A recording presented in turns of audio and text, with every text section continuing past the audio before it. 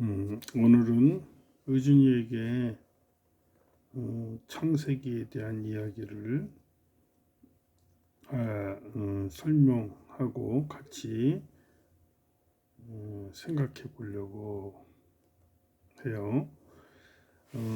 창세기에서 우리가 하늘과 땅을 창조하신 하나님의 그 섭리를 통해서 우리에게 주시는 그 삶의 방향이라, 또한 우리가 어떻게 살아야 하는지, 예수를 어떻게 믿어야 되는지를 함께 생각해 보겠어요.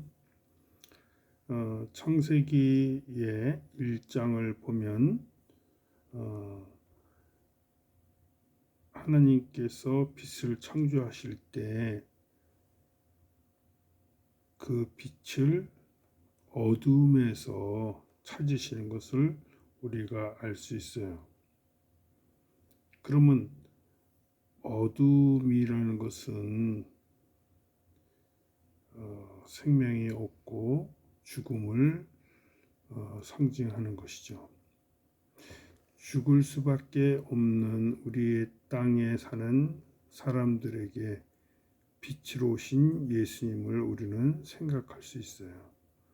빛이신 우린 예수님을 찾아야만 이 땅에서 영생을 얻고 생명을 얻을 수 있다는 이야기죠. 둘째 날에 보면 하나님께서 둘째 날에 크게 궁창을 중심으로 하나님께서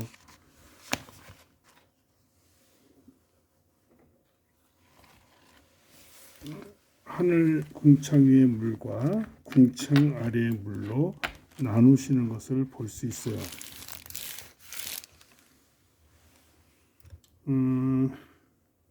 궁창 위의 물은 하늘의 것이고 궁창 아래의 물은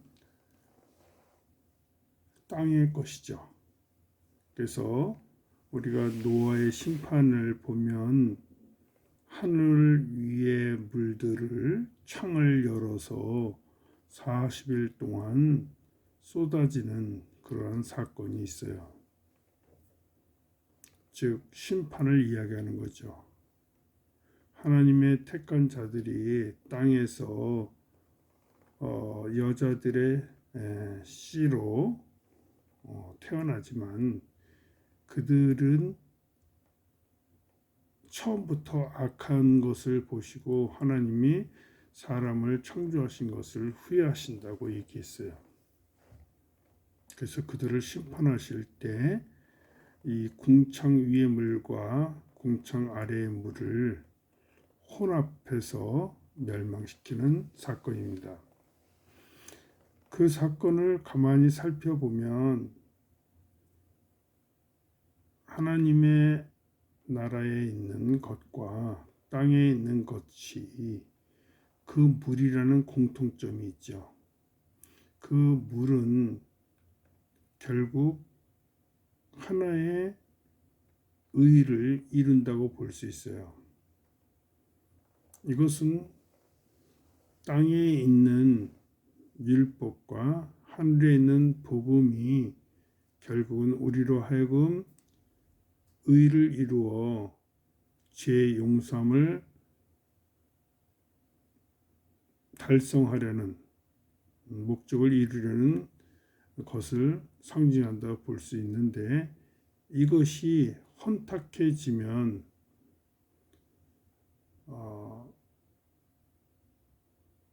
하나님께서 이야기하시는 최후의 심판이 되는 것이죠.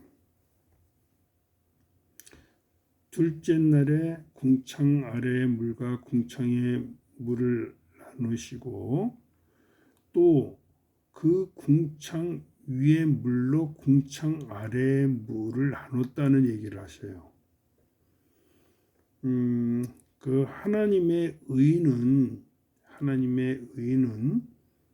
하늘로부터 오는 것이죠. 율법도 마찬가지입니다. 하나님의 뜻, 하나님의 생각이 그 기본으로 해서 우리에게 십계명이라는 계명으로 온 것이고 그 십계명을 통해서도 우리가 의를 이룰 수 있다는 것입니다.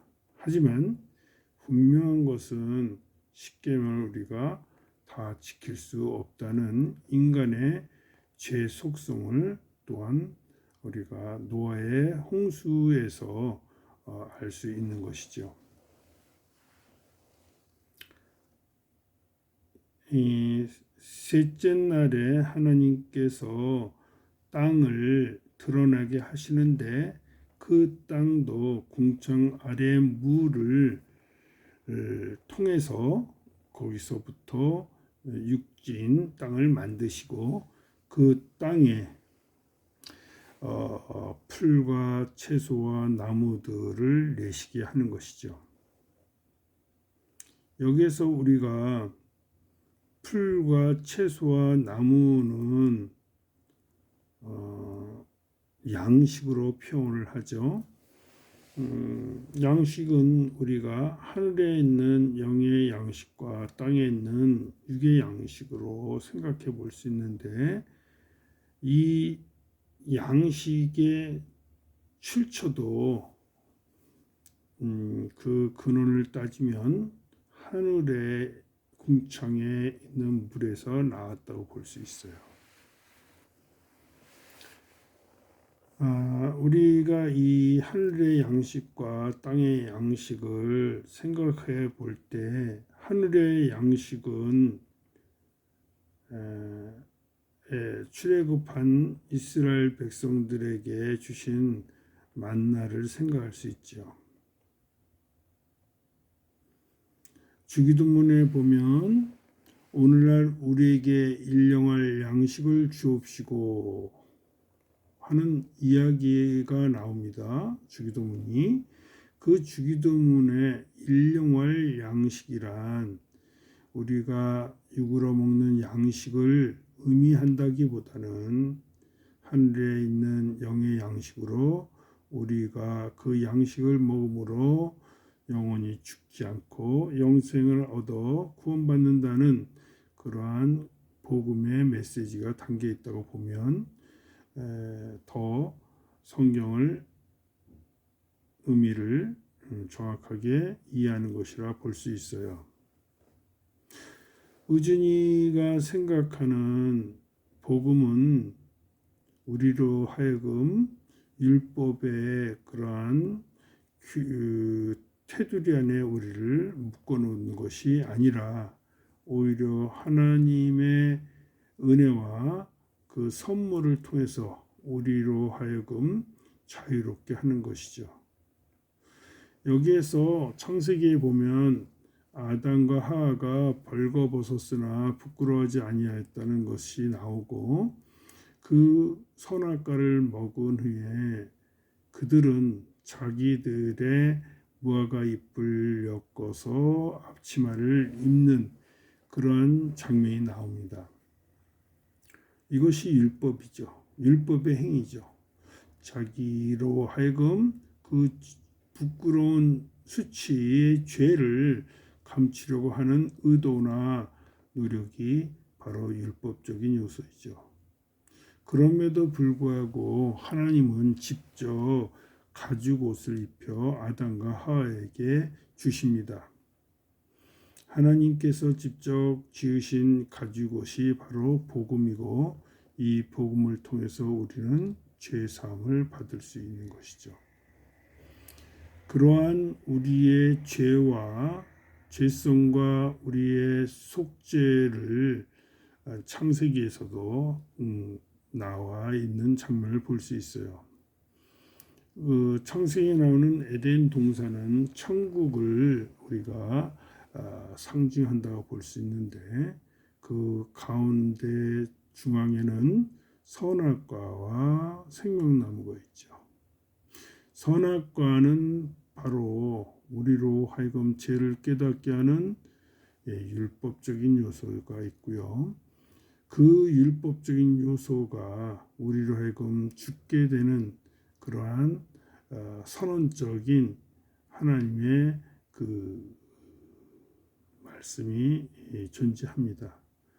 우리는 죽을 수밖에 없는 존재죠. 하나님은 우리로 하여금 선악과를 먹으면 죽는다고 하였기 때문에 천국에서 쫓겨나게 되는 장면이 나옵니다. 그 에덴 동산에서 쫓겨나와서 살게 되는데 그 쫓겨나온 상태에서도 하나님은 우리와 함께 하심으로 말미암아 우리에게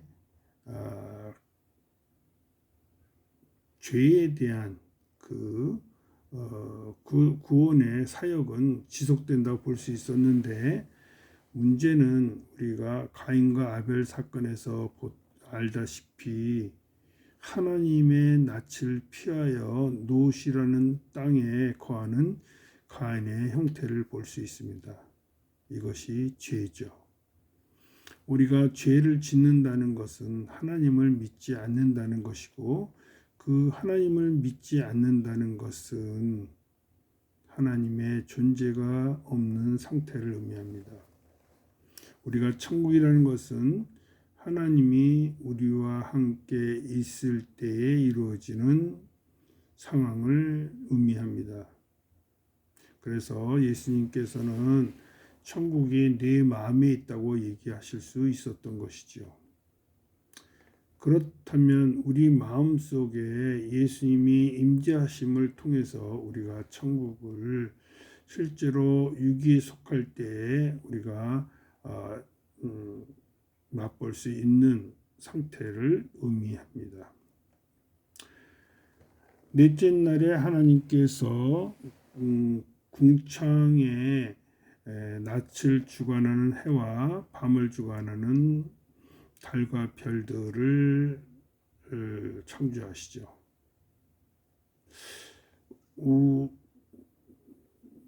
이 첫째 날의 빛과 이 넷째 날의 이 광명은 차이가 있다고 볼 수 있지요. 왜 굳이 빛을 첫날 창조했는데 해와 달을 또 넷째 날에 창조했을까요? 하는 의문을 가질 수 있어요. 첫째 날의 빛은 어둠과 땅의 개념에서 찾을 수 있죠. 예수님은 곧 진리와 길과 생명이라고 얘기하시죠. 또 예수님은 빛이다라고 얘기하기도 합니다.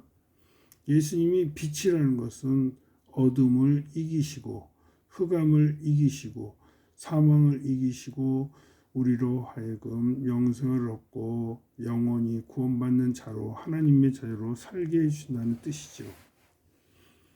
멸망에서 우리로 하여금 다시 거듭날 수 있게 해주시는 하나님의 은혜가 그 속에 있다고 보면 되겠습니다. 하나님께서 다섯째 날에는 창조하시는 그 일의 사역 중에서 우리가 생각할 수 있는 부분이 있습니다.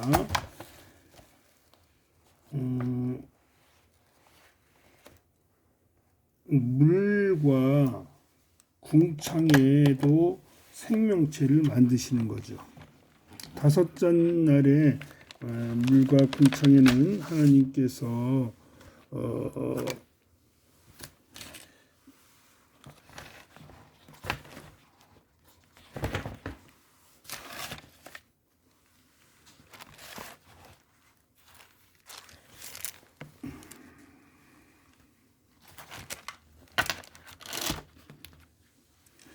물과 궁창으로 하나님께서 물과 궁창으로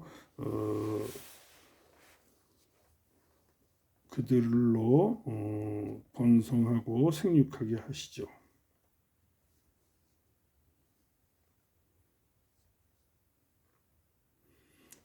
여기서 이제 복을 주셨다 하는 말이 나오는데 우리가 복은 성경에서 얘기할 때 복은 뭘까요? 땅에 충만하고 번성하고 양육하고 그래서 우리로 하여금 그렇게 살도록 하는 것이 복일까요? 성경은 하늘의 것이 이 땅에 넘쳐 흐르는 것을 복이라고 합니다. 주기도문에 보면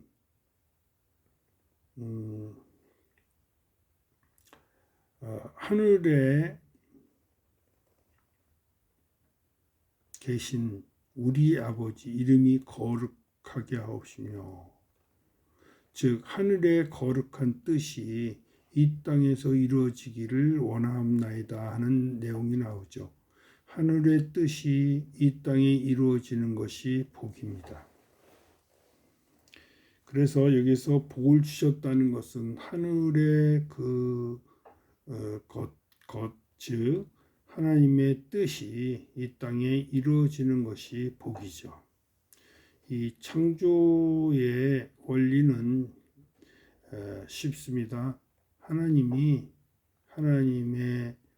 그 거룩하심을 이 땅에 이루시기 위해서 창조하신 게 목적입니다.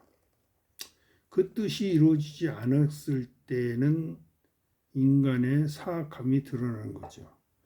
인간의 죄란 하나님을 떠난 것이죠. 그래서 하나님을 떠난 이 인간들을 멸망시킬 수밖에 없던 것입니다. 앞으로도 우리에게 하나님의 뜻을 이루기 위해서 예수님을 보내셨어요. 노아의 홍수 때는 방주를 만들게 한 것처럼. 그렇지만 우리가 예수님을 믿지 않게 되면 또한 멸망의 구렁텅이에 들어갈 수밖에 없는 것이죠. 여섯째 날에 보면 하나님께서 땅에다 생육하고 번성하는 생물을 만드시고 마지막으로 인간을 창조하시죠. 아담과 하와를 창조하시면서 우리가 생각해 볼 수 있는 것은 아담과 하와는 예수님과 교회의 모형이라 볼 수 있어요. 우리가 여기서 한 가지 분명히 짚고 넘어갈 것은 아담에게 분명히 하나님은 선악과를 먹으면 죽으리라고 얘기하셨어요. 그런데 강교한 뱀은 아담에게 그것을 질문하는 것이 아니라 그 이야기를 전해들은, 즉 하나님의 말씀을 전해들은 하와에게 미혹을 하고 있어요. 즉 하와에게 가서 하나님이 정말 너희들에게 이 동산의 나무에서 나오는 과실들을 먹지 말라 했느냐고 질문하죠. 그러니까 하와가 뭐라 그랬어요? 다 먹을 수 있는데 중앙에 있는 그 선악과의 과실을 먹으면 내가 죽을까 염려하노라 하고선 이야기합니다.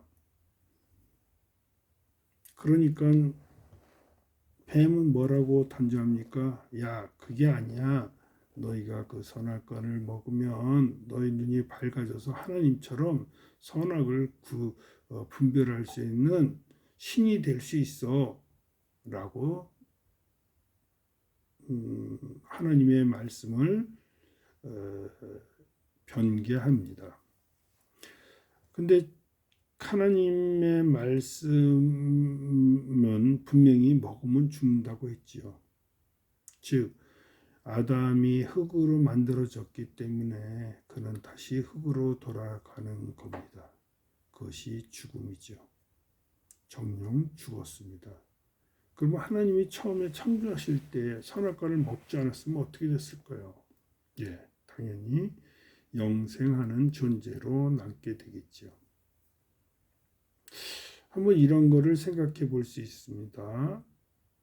그러면 왜 굳이 하나님이 선악과를 만들어서 사람들로 하여금 그런 유혹을 받게 했을까 하는 것이죠. 그 문제에 대해서는 우리가 창조주와 조물주의 그 권위를 무시할 수는 없습니다.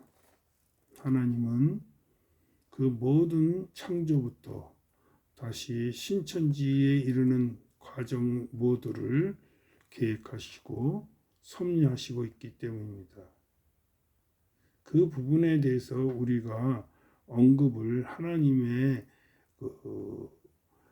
위에서 하나님의 능력보다 더 큰 섭리로 그것을 접근하는 것은 무리가 있다고 봅니다.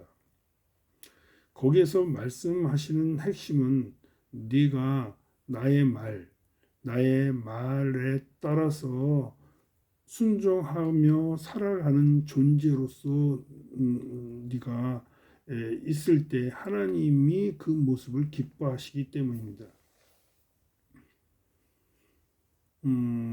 하나님의 말씀은 우리로 하여금 그 말씀대로 사는 것이 하나님의 뜻이라고 얘기합니다.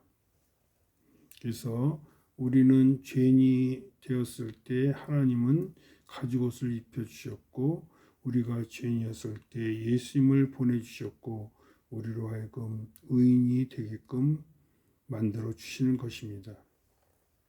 그러면 우리에게는 계속해서 범죄와 그 회복의 사건들이 일어났던 것이죠. 그리고 계속적으로 우리로 하여금 돌이켜서 회개해서 구원받게 하는 사건들은 계속 진행되어 왔던 것입니다.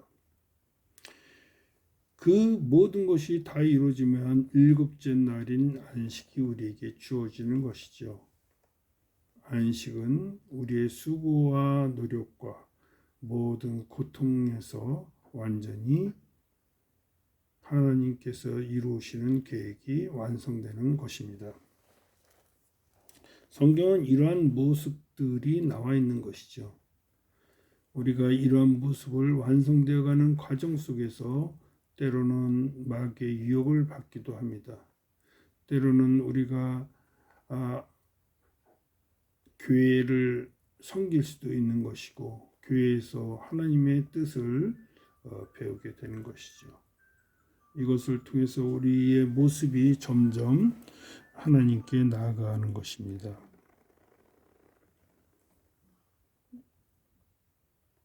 에덴 동산에서 생명나무와 선악을 알게 하는 나무를 보시고 자라게 하셨는데 그 에덴 동산에서 4개의 근원이 나오죠. 이 4개의 근원은 말 그대로 하늘의 양식, 즉 하늘의 것, 우리가 하나님의 복음을 이야기할 때 천국에서 그 생명수가 흐른다는 얘기를 하죠. 에덴에서 나오는 4줄기는 사복음을 이야기한다고 봐도 크게 문제가 되지는 않습니다. 그 하나님의 생명수가 이 땅에 가득 넘칠 때 그 복음이 전파되는 것이고 그것이 사도행전에 나오는 성령의 역사하심으로 온 세상에 복음이 전파되는 것이죠.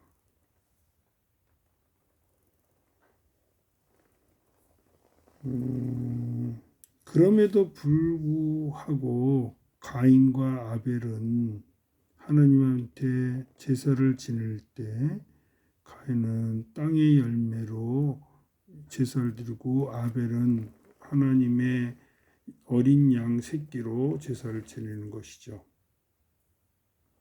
땅의 것은 하나님께서 원하지 않습니다. 하늘의 것을 하나님은 원하시죠.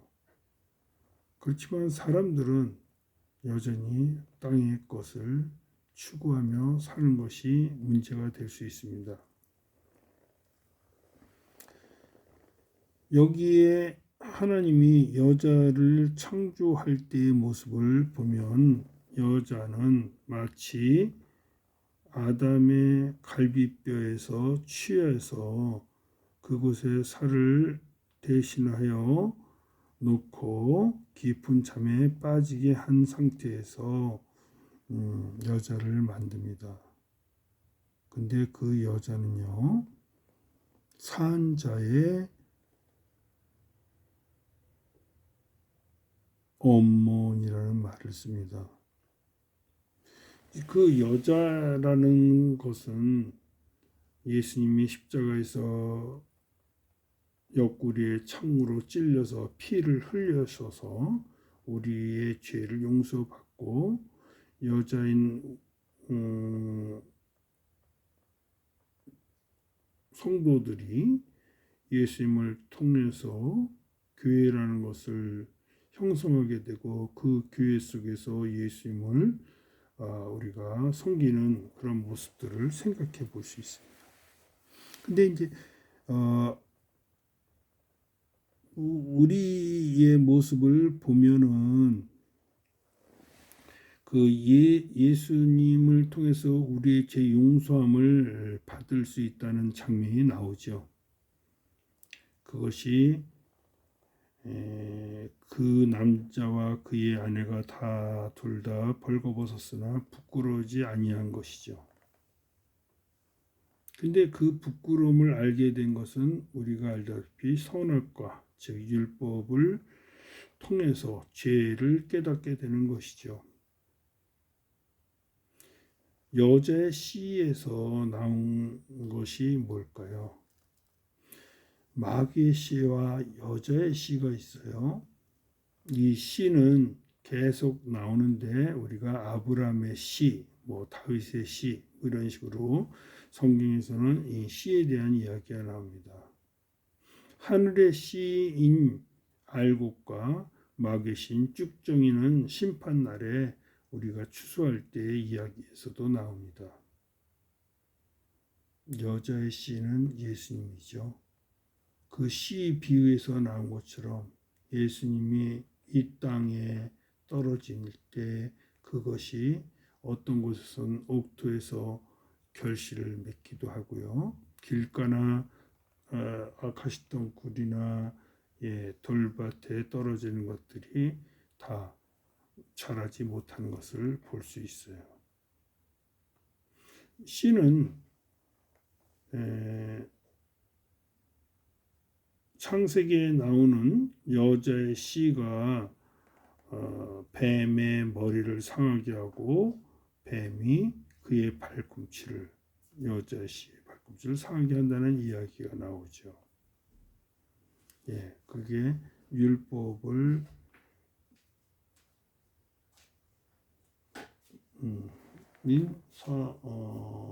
선악과를 먹음으로써 일어나는 사건이라 볼 수 있습니다.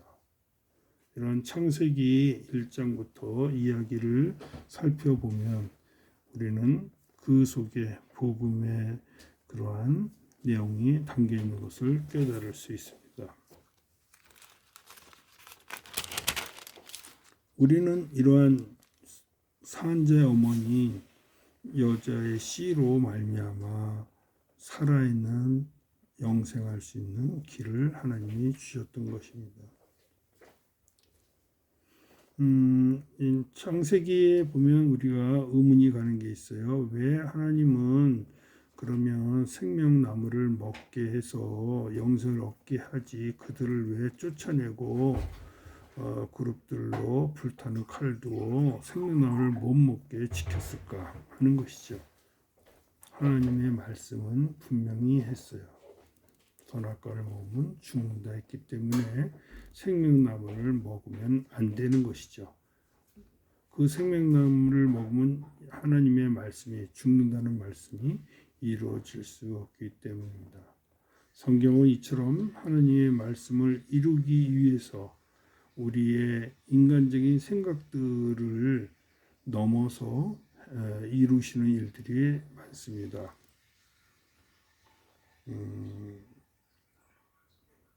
우리가 윤리나 도덕적으로 이해하지 못하는 사건들이 많다는 것이죠.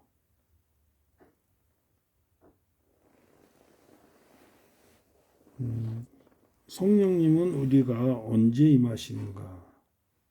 그 부분에 대해서도 이러한 복음의 말씀이 들을 때 하나님께서 이 말씀을 통해서 하늘의 것을 깨닫게 해 주실 수 있는 그러한 하나님의 영을 우리는 성령님이라고 얘기할 수 있습니다. 우리가 성령님을 통해서 이러한 복음을 깨닫고 복음의 말씀 속에서 예수님의 임재하심을 깨닫게 될 때 우리는 제대로 된 말씀 안에서 하루하루를 살아갈 수 있을 거라고 생각해요. 의진이도 성경의 이러한 모든 진리를 잘 깨닫고